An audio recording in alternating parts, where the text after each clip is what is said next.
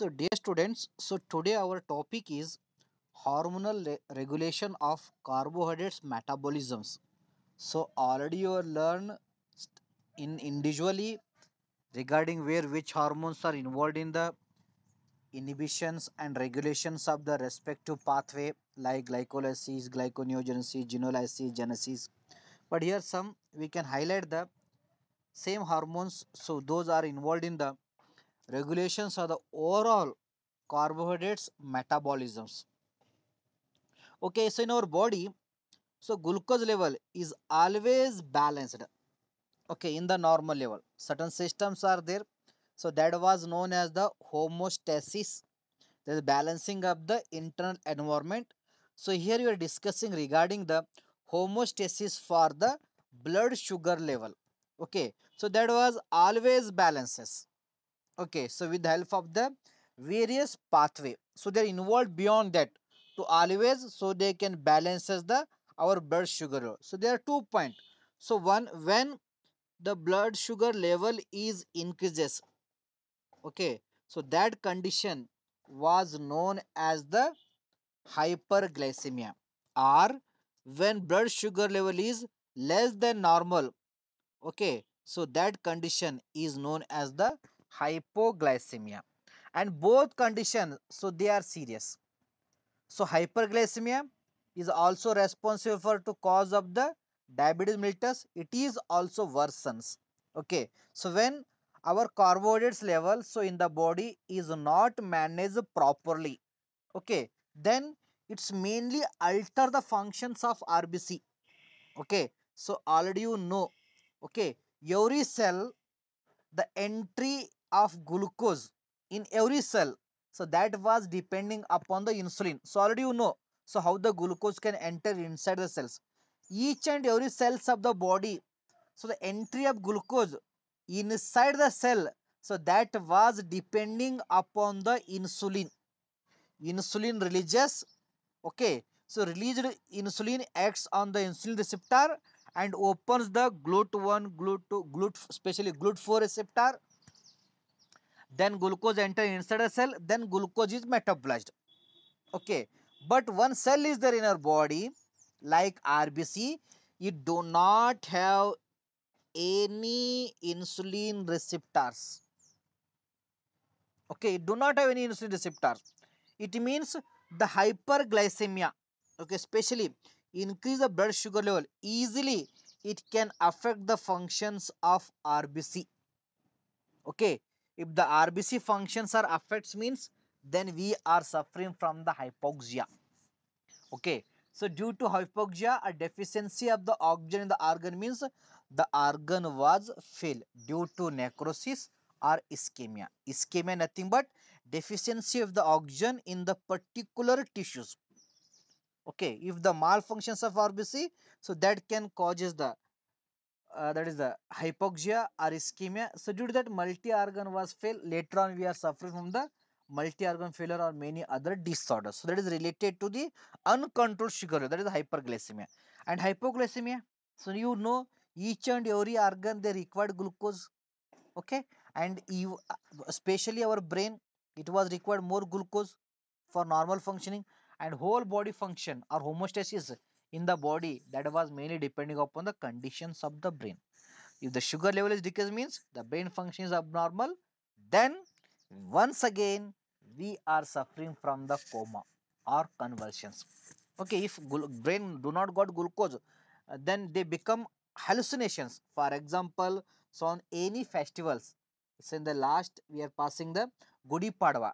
So on that day, so there is a special food is the prepared by our mothers. So on that day we got the food for late. Okay, if it is too late means, so automatically check your behavior, automatically changes. You are irritated. If mom told anything, please bring that one, you can irritate.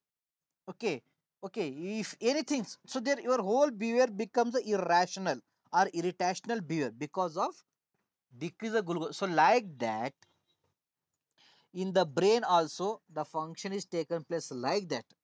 Okay, due to that it was involved in the convulsions, then due to that the persons can undergo the coma. So that's why there is need to certain systems is there in our body.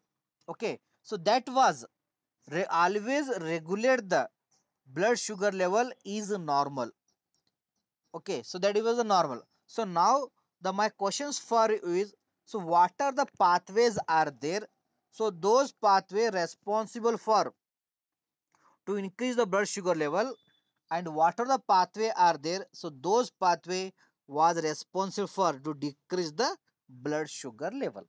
So already from the carbohydrate metabolism chapter we are learn lot of pathway, that is the glycolysis, glycogenolysis, gluconeogenesis, TCA cycle, HMP pathway.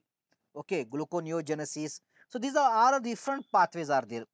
Okay, electrophilic pathways are there, many pathways are there. Okay, so among which pathway, so that was responsible for high sugar level, and which pathway were responsible for low blood sugar level? Excess of that pathway, either we are suffering from the hyperglycemia or hypoglycemia. So anyone can understand, can able to answer? That is increase glycolysis. Okay, increase glycolysis is responsible for to decrease the blood sugar level. So in your body, if the glycolysis is accelerated, but actually glycolysis is the rate limiting step. Okay, so that was a rate limiting step, but still if it is accelerated due to any other reasons are there, okay, due to malfunctions of that enzyme, if it is accelerated, then automatically the blood sugar level is decreases. So like that, any others?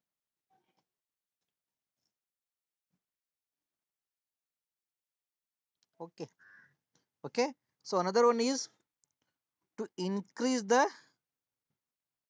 glycogenesis, that is the formation of glycogen from the excess of glucose, that was also responsible for to decrease the elevated blood sugar level in our body. If it is excess, then hypoglycemia occurs. Now regarding the increased blood sugar level, that is the to increase the glycogenolysis, that is breakdown of glycogen into glucose. If it is more, then blood sugar level is increases, or it was response to increase the blood sugar level when we are having the less blood in our body. Sorry, less glucose in our blood. Next one is the increase the gluconeogenesis. Okay, increase the gluconeogenesis, that was also responsible for to increase the blood sugar level. Okay, in normal condition when sugar level is decreases, then they are helpful. If these pathway are abnormal means, then we are suffering from the hyperglycemia or hypoglycemia. Now suppose think one hormone A is there, you know only. So hormone A is responsible for to decrease the elevated blood sugar level. Okay, hormone A is there, so that can increase the, okay, that can increase the blood sugar level. So when in our body the blood sugar level is less than normal, or if any component is there, drug is there, so that was decrease the blood sugar level when it is excess. Okay, so for example, if drug A is there, if decrease blood sugar level means, so that drug or sorry, that hormone, either it can increase the glycolysis, then responsible to decrease the blood sugar level, or it can increase the glycogenesis, then also it can decrease the blood sugar level, or it can inhibit the glycogenolysis, then also it can decrease the blood sugar level, or it can inhibit the gluconeogenesis. So these are the four physiological rule or mechanisms are there for that drug A. So that drug that hormone A, so that can decrease the elevated sugar level, either increasing the glycolysis, either increasing the glucogenesis, or inhibiting the glycogenolysis or gluconeogenesis. So one of the these mechanism, so that hormone A was responsible for to decrease the elevated blood sugar level. So like that, so various hormones are there in our body. So they are increases or they are decreases the blood sugar level by any one of the pathway. They accelerate or they can decrease. Okay, so due to that, so they are helpful for to maintain the blood sugar levels are there involved in the carbohydrate metabolisms. So now we can go for the, so regarding the list of hormones, so those are involved in the regulations of the carbohydrate metabolisms. So first one, it is the insulin. Okay, insulin is a pancreatic hormone. Okay, so when it is released, so when your sugar level is more than normal, then only insulin is released. That was helpful for decrease the blood sugar level. So then you can recall what can insulin do. Either it can enhance the glycolysis, or it can enhance the synthesis of glycogen, or it can inhibit the glycogenolysis, that is breakdown of glycogen into glucose, or it can inhibit the gluconeogenesis, that is the formations of glucose from the non-carbohydrate source. So through these mechanism, so this insulin is helpful for to decrease the blood sugar level when the blood sugar level is increases. It is a pancreatic hormone secreted from the beta cells. Okay, pancreatic gland, it consists of the three main type cells: alpha, beta, delta. Okay, from the beta cells, it can secrete the insulin when the blood sugar level is more than normal. Actually, normal blood sugar level is postprandial, that is after meal, that was 140 mg per deciliter, and preprandial, before meal or fasting, that should be 70 to 99 mg per deciliter. This is the normal concentration level. So when it is more than, then insulin is releases. Okay, so next one hormone, that was the glucagon. It is also pancreatic hormone, but it is secreted from the alpha cells. Insulin secreted from the beta cells, and glucagon is secreted from the alpha cells. Okay, and glucagon function is, so when the sugar level is less than normal, so on that time glucagon releases, and this glucagon is increases the blood sugar level by showing opposite action to the, that is the insulin. Okay, insulin increase the glycolysis, glucagon inhibit the glycolysis. Insulin increase the glycogen synthesis, that is the glycogenesis, and here glucagon inhibit the glycogenesis. And insulin decrease the gluconeogenesis, it can what glucagon increase the gluconeogenesis. Insulin decrease the glycogenolysis, the breakdown of glycogen to glucose, but glucagon, it can accelerate the breakdown of glycogen to glucose. So like that, the glucagon is helpful for to increase the blood sugar level, so when the sugar level is decreases.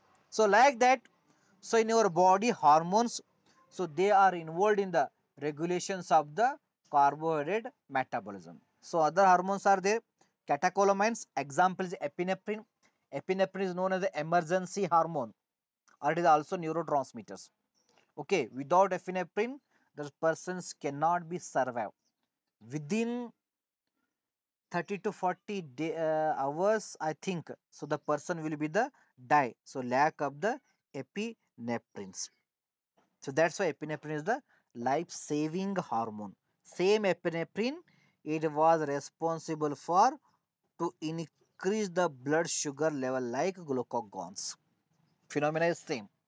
Next one is the corticosteroids. That is the cortisol.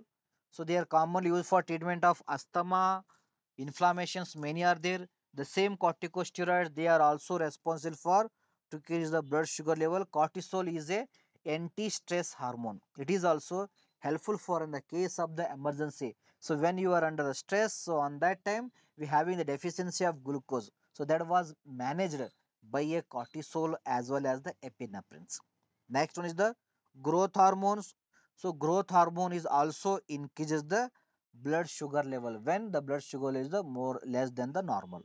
and thyroid hormones, they are like T3 and T4. So these are also responsible for to increase the blood sugar level. So like that, these are the various hormones.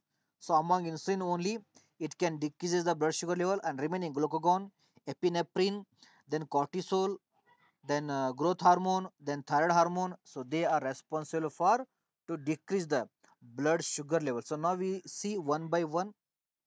That is the first one is the insulin. Already you know, insulin is secreted from the beta cells. So when the blood sugar level is more than normal, so this is released insulin, it can act on the skeletal muscle, so where it can enhance the amino acid influx, as well as it can increases the protein synthesis, and also it can increases the glycogen synthesis. So like that, increase the protein synthesis, amino acid influx inside the skeletal muscle, and also it can accelerate the glycogen synthesis. So due to that, it can decrease the glucose from the blood, as well as it can inhibit the gluconeogenesis by accelerating the protein synthesis, or by decreasing the plasma amino acids by enhancing the its influx. But same insulin, so in the liver, so where it can decrease the gluconeogenesis, that is the formations of glucose from non-carbohydrate source. Then also it can increase the lipogenesis, that is the formations of lipid. That's why the insulin, it can decreases the glycerol or lipids from the blood.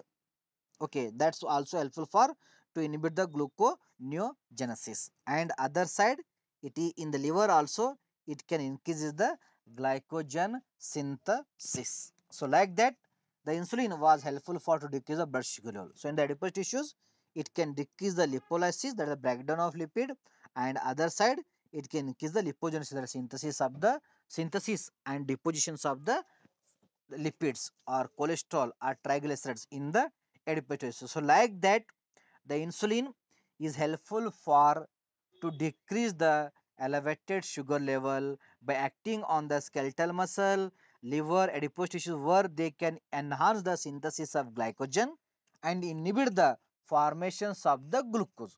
So due to this phenomena, it was helpful for to decrease the elevated sugar level. So like that, the insulin, it was involved in the regulations of the carbohydrate metabolism. So next one is the glucagons. So glucagon, it was mainly secreted from the alpha cells of the pancreatic gland.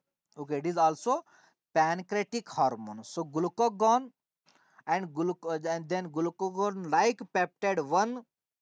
Okay, so both are helpful for to decrease the blood sugar that is increase the blood sugar level. So when the blood sugar level is less than more than the normal, so during the hypoglycemia, so these both peptides or hormones, that is the glucagon like peptide 1 and glucagon, so they are helpful for to increase the sugar level to avoid the hypoglycemic convulsion, shock and coma. So both two, so that acts on the brain, so where they can decrease the appetite, food intake, and also they can increase the neuroprotections by supplying the glucose to the brain. Then they can protect the brain. In the heart, so especially the GLP-1, it can decrease the increase the glucose utilization, decrease the lipid metabolisms, and increase the cardiac function, increase the cardiac protection, and decrease the inflammation.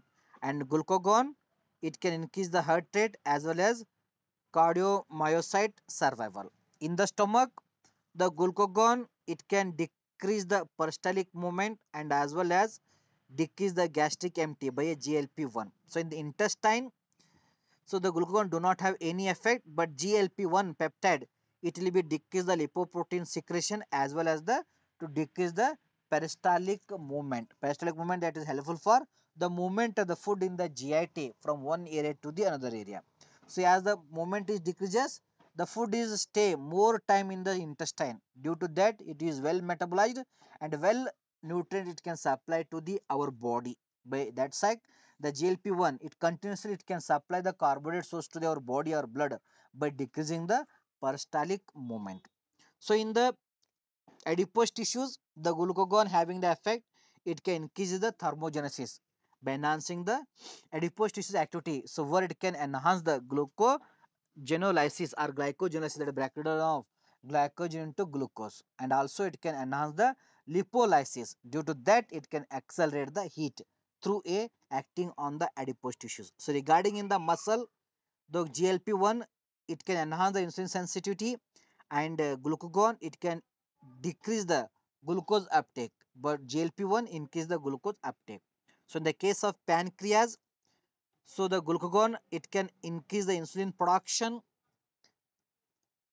only, but by the GLP-1, it is also increase the insulin production and beta cell proliferation, that is development of beta cells, and increase the beta cell apoptosis, then as well as decrease the apoptosis, that is death of beta cells, and as well as decrease the secretions of the glucagon by a GLP-1. Then in liver, so regarding glucagon, increase the glucose production and bile acid production, lipid oxidation, and lipid synthesis. But GLP-1, it can decrease the glucose production and hepatic steatosis. Okay. Then in the adipose tissues, so they are regarding the GLP-1, decrease lipogenesis, increase lipolysis, and decrease fat mass. And regarding glucagon, increase the lipolysis and as well as decrease the fat mass. So like that, glucagon, through acting on the various organ, it was accelerate the always glucose level, especially by involving the that is the breakdown of glycogen into glucose, and other side is also enhance the gluconeogenesis, and also it can enhance the lipolysis. So like that, the glucagon is helpful for the regulations of the blood sugar level when the blood sugar level is less than normal or during the hypoglycemia. So next one is the epinephrine's or catecholamines. Example is a epinephrine's. So dear students, the epinephrine, it is mainly secreted from the adrenal medulla. Okay, it is acts as hormone as well as it is acts as a neurotransmitter. So epinephrine is nothing but it is also known as the adrenaline. Okay, it got secreted from the adrenal medulla, and adrenal medulla, it is present in the cap of the each kidney. Okay, so this hormone, it is a fight and flee hormone. Okay, so when in the body, in the case of emergency situations, so these hormones is helpful for to protect the body continuously by supplying the glucose. So that's why, so this system or this epinephrine is also known as a flight or feel hormones. So without epinephrine, the death is confirmed within the 36 hours. Okay, and also epinephrine, it can antagonize the insulin activity. Due to that, it can helpful for to accelerate the glucose level by inhibiting the insulin like activity, and also it can release when blood glucose level is low. Okay, it is releases, so when the blood glucose is low, and this hormone, it can increase the blood glucose level. So regarding the effect, so in the liver, so epinephrine mainly increases the glycogenolysis, that is breakdown of glycogen into glucose, and also increases the gluconeogenesis, that is the formations of glucose from the non-carbohydrate source, and also decrease the glycogen synthesis, that is the synthesis of glycogen from excess of glucose. So like that, through liver, the epinephrine helpful for to accelerate the or increases the blood glucose level. So in the adipose tissues, it can increase the lipolysis, and as well as in skeletal muscle, it is also increase the lipolysis and increases the also glycogenolysis by acting on the adipose tissues. By finally, so glucagon, it can stimulate the release of glucagon and inhibit the insulin secretions. Thus, it was helpful for the to regulations of the glucose. So when glucose level is less during the stress or during the emergency. So next one, hormone. So regarding the cortisol, it is the example for the corticosteroids. So corticosteroids, example specially glucocorticoids. So these are also known as the emergency hormones or anti-stress hormone. So these hormone, so they can protect our organ during the stress. If these hormone level is abnormal in our body, so then only, so due to stress, our blood vessels can be damages or broken down, our organs can be broken down. But up to the normal conditions of the adrenal cortex or normal level of cortisols in the blood up to that time we are free from the damaging of the organ blood vessels during the stress. That's why, so these cortisols or glucocorticoids is also known as a anti-stress hormone. So here the cortisol, it is an example for primary glucocorticoids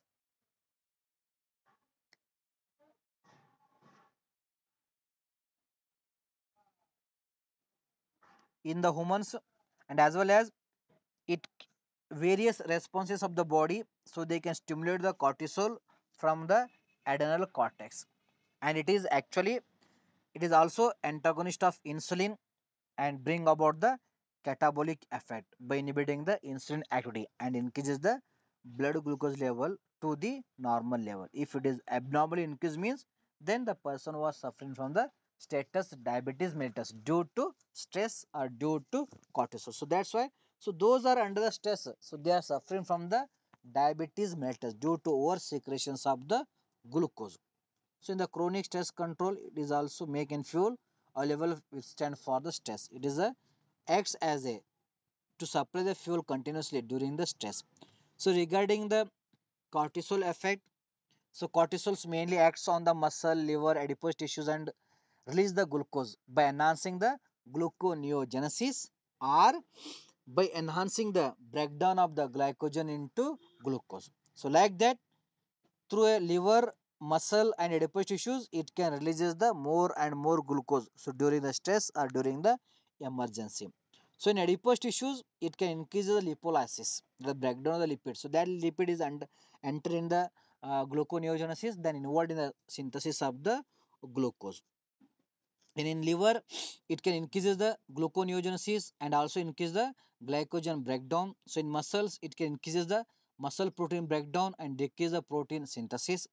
And the overall effect of cortisol is to break down the stored glycogen and as well as fat to produce the glucose. So like that, the cortisol is also responsible for to increase the glucose level. So when the person was suffering from the stress or in the case of emergency or in the case of the low blood sugar level or hypoglycemia, on that only, so this cortisol is releases, so that can act on the various organs like a muscle, liver, adipose tissues, where it can enhance the breakdown of glycogen and glucose and also they can accelerate the gluconeogenesis, that is the formations of glucose from the non-carbohydrate source. So last hormone, that is the growth hormone. So the, as you know, the growth hormone is required for the growth of the body, or the growth of the body is mainly depending upon the growth hormone. So growth hormones, it is mainly secreted from the somatotropic cells of the enterpituitary gland. It is a hormone of the enterpituitary gland. So growth hormones mainly involved in the growth by stimulating the epiphyseal cartilage, and as well as the growth hormone can enhance the protein synthesis. So due to that, the body can be developed more under the influence of the growth hormones.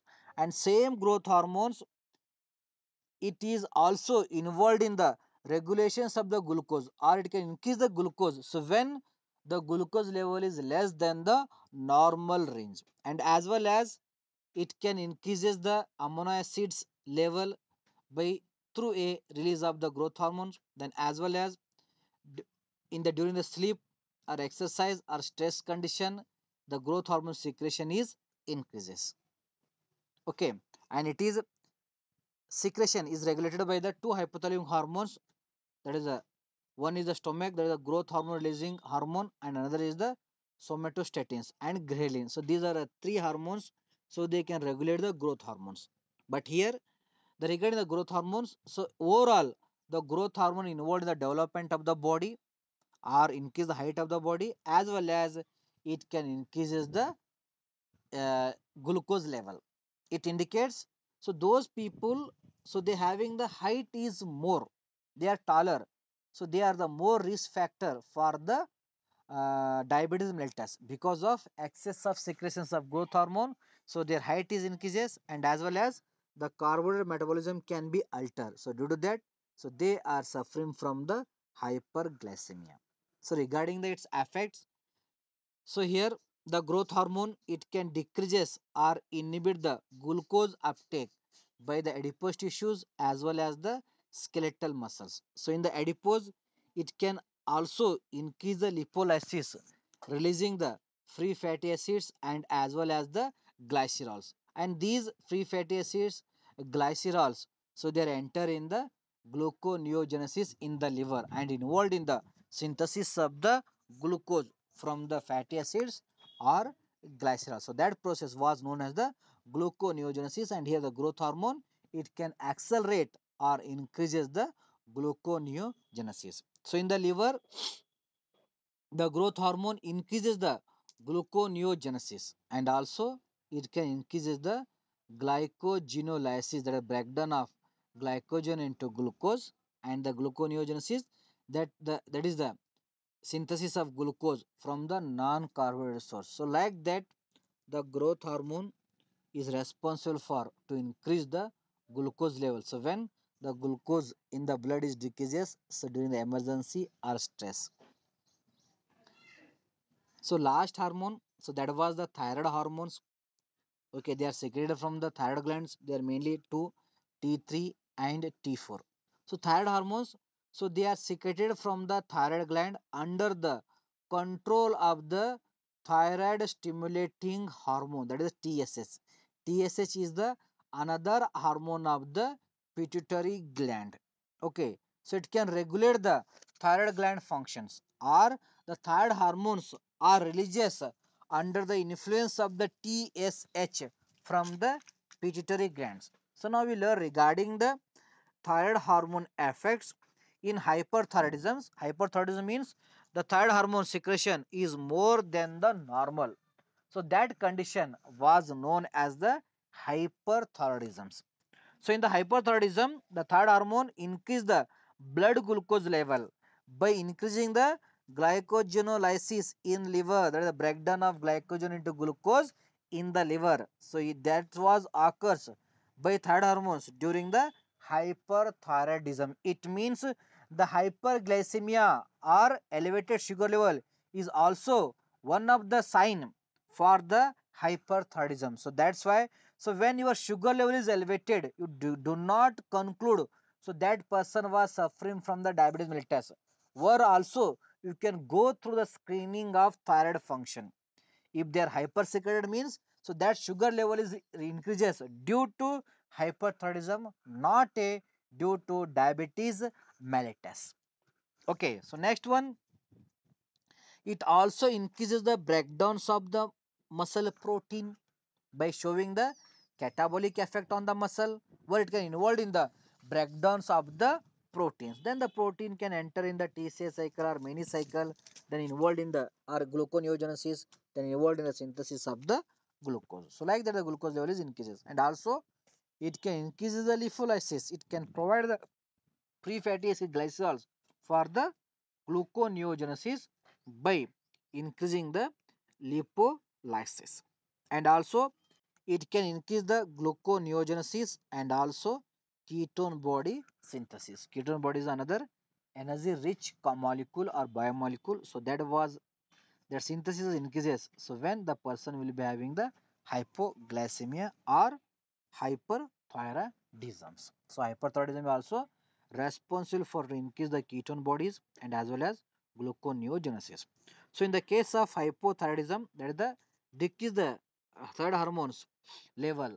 Okay, so that condition was known as the hypothyroidism. So in the hypothyroidisms, the thyroid hormones so not regulate the glucose. So that's why the glucose level is decreases by increasing the glucogenesis, and also it can increase the protein synthesis in the case of the hypothyroidism or lack of the thyroid hormones. So like that, so these are the various hormones. So they are involved in the regulations of the carbohydrate metabolism like insulin, glucagon, epinephrine, cortisol, growth hormones as well as the thyroid hormone.